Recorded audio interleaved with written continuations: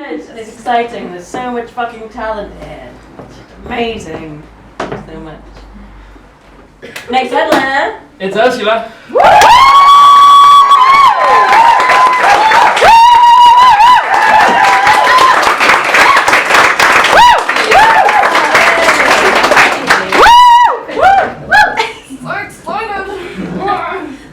I feel the way he looks when he jumps. I love you. Aww.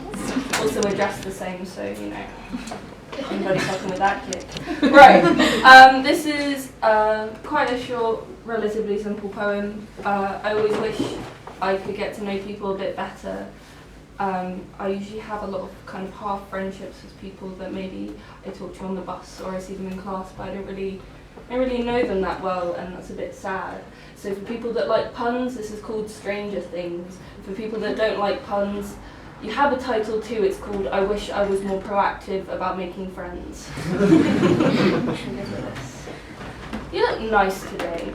Actually, you look fire today. Your eyeliner is fine as hell, and I hate to iron, but your shirt looks like you do it well.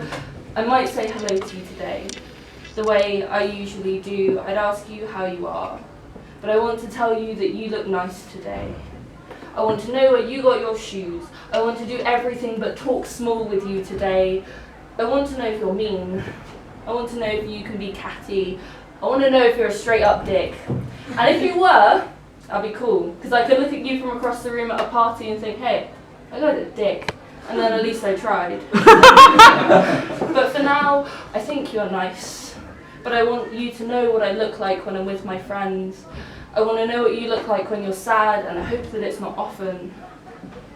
I want to make you laugh from the stomach up and outwards, not from your teeth short-lived in a half-joke. I want to kiss your intoxicated cheek, your face peachy and warm against mine. I want to have heated debates about shaving with you. And what really was the best R&B anthem of 2005? Because I still think it's Millionaire by Khalees and Andre 3000. I don't care about that because I want to know yours. I know you barely in 2 minutes. I'd like to tell you that you look nice today, but I'm shy and polite again, it seems. Perhaps I'll pluck up the courage tomorrow or next week. Woo!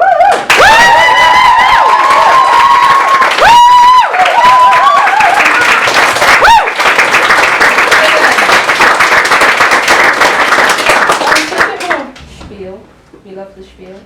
Have any of you ever been catcalled by somebody on a bicycle? Or in a Prius? Because I have, and it's really confusing because it's like, thanks for doing your bit for the planet, but you also have the personality of one of those like trash islands in the middle of the ocean. Speaking of trash islands in the middle of the ocean, this was about time that I got dumped when I was 18, and it happened in the Tate Modern, one of my favourite places on the planet, so thanks for ruining that. But, of course, it's not bad because I wrote poems, it's fine. It's called Post Matisse Cutouts. All I can seem to think is that this is the most middle-class thing that has ever happened to me. A membership paid for with your parents' money. For £110 a year, you can sit in the Tate members' room, post Matisse cutouts, and eat oversized couscous. But instead, he looked at me like he felt sorry for me, and I felt sorry for me too. Henry, I know how you felt now. Henry cut me up, collage me into something else, make my body blue, all different kinds, and frame me in threes. Henry cut me up, turn my heart pieces into something better than this. I know how you feel now. You didn't care about the paper. The papers were less than half of it. Silhouette me. Make him stop looking at me with cut-up eyes. Stop my eyes from going gluey in the corners. His craft does not care for me. Our shapes are elsewhere, not cut for me. Henry, tear me up. My heart into a stained glass sun whose shards never had to deal with this. I know you never meant this for me, but the paper wasn't even half of it. Henry ghost me and draft me in for a while. With your scissors made for giants, I don't care if you leave parts of me on the floor. I can be swept up. Maybe stick me into something not meant for display, in scraps away from Sun Beach. Henry, you will live on, paper cuts and all eternal. cutouts and all. You will return to the Tate again, and immortalised, and so will I hope. But this is passing, and I thank you for that, Henry. That's it.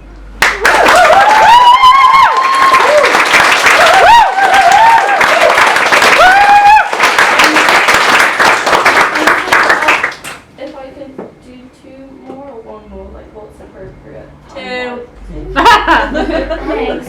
Okay, so this is one that quite a few people have heard, but they never seem to get tired of it because I'm so great. But I wanted to do it again because I wasn't going to do it, but I wanted to do it again because something really funny happened to me over Easter that's like heavily relatable, and I haven't got to really tell the audience about it. So, oh, that's the wrong poem. Oh, it's forever a right poem. It is in here. Basically, I was in a newsagent, and this guy was just like chatting shit to the guy who worked there, and he looked at me and he goes, wait for it, you know the question, he goes, where are you from? And I say, oh, I live up the road. And he goes, no, but where? And I'm like, you're a stranger, I don't want to let you know where I live. And I said, oh, in Lewisham, up the road. And he goes, no, like, what's your ethnicity? And I go, oh, my mom's from the Philippines. And he goes, really? And I go, yes. And he goes, you only look about 20% Asian. And I was like, trying to be nice, you know, be nice to people. And I was like, oh, you know, yeah, it's kind of strange how like genes manifest differently in people. I look a bit more white, and he goes, yeah, not really. And I'm like, why the fuck are you talking to me? It's like, no. And then I was like, your opinions totally affect my life, and it's really fucking sad because it's true, because I wrote a poem about it. Anyway, so there's one, you all know it. And it goes like this. When you do not seem your race, it's tricky to see things clearly. On health forms, when white British is a 1 and mine is a 7, I didn't realise I qualified for a / until I was 11. I signed for my first library card. They tell us not to long for boxes when mine is a perfectly formed 4 walls marked white, mixed, white, British, Asian, mixed, other. I don't identify as white, and it's not because a lot of white people don't like to, it's not because they've done shitty things, it's because I'm not. I'm not trying to be complex or exotic, I'm not trying to be a fad to be equated to your Joy Division t-shirt in Japanese. Maybe I don't identify because I'm not, or because I'm both, or because I'm sorry I look all Western on the outside, because it takes explaining when people ask, where are you from? And I say, oh, here. And they say, but where are you really from? Because there are journeys to track in my body and a map that spans specific waves travelled under my skin. I'm sorry there's a lack of melanin. It's not enough to explain to you that I'm only trying to learn to keep track of my grandparents from the Philippines to the States, to fix the bones of people they had to adopt new tongues for, to bring their kids up in white neighbourhoods and gated communities in the wilds of a beige New Jersey, where they get new names like Cookie in the hallway. They didn't get to do any explaining. They knew their limbs got tan in the summer, the bridges of their noses were less prominent. I'm bad at tanning, but I still have their hair. Maybe my Lola would be upset that I'm not good at maths, and I'm not going to fix anyone's bones, but I can spot a racial assumption a mile off. Because you're pretty tall for an Asian girl, aren't you? Because you look white, but you don't look white. I don't identify because I'm not. There are parts of myself that are not alike.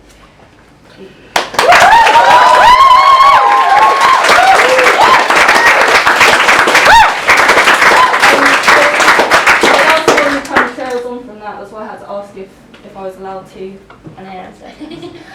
This is about my Lola, which is grandma in Tagalog, and she's one of my long distance loves because she lives in America, and it's called The Baddest Bitch I Know. When she calls me Di, she calls me girl so that she can never get my name wrong. Signs off every email with God bless, so she signs off with love. At 30,000 miles away, I will take her love, no matter how electric it is, no matter how much the screen glares at me. She prays for each and every member of my family every single day at church without fail. My Lola's the baddest bitch I know. She puts needles in people for a living. She has a fucking doctorate that says she can put needles in people for a living. She is not a mom or a Mrs. or a miss, she is doctor. So when she calls AA with a flat tie, she says, "Hi, this is Dr. Fernando." At the dinner table that's covered in crochet doilies, she takes my blood pressure. She acupunctures my mother's ankles in the basement, needlepoint stitching her back to walking. In the same day, she sits shelling and frying peanuts, packs them in Ziploc purses in case you get hungry, die. So I am rich in peanut currency, there's hot gold stuffed into my pockets. She's never baked me a birthday cake. I'm pretty sure the oven exists only to store pans. Without fail, she makes birthday flans. And you think I'm saying flans to rhyme with pans? I'm not, she makes several. Which is fucking weird because I hate flans. My Lola is the baddest bitch I know. I turned up to her house one summer and she had started wearing eyeliner. And when my mum asked her about it, she said a friend of hers tattooed her lower lash lines at her house. So I imagine them all chatting in Tagalog around the same table, a Filipino clique, oblivious to being the hardest Pinoy gang that the West Orange suburbs has ever seen.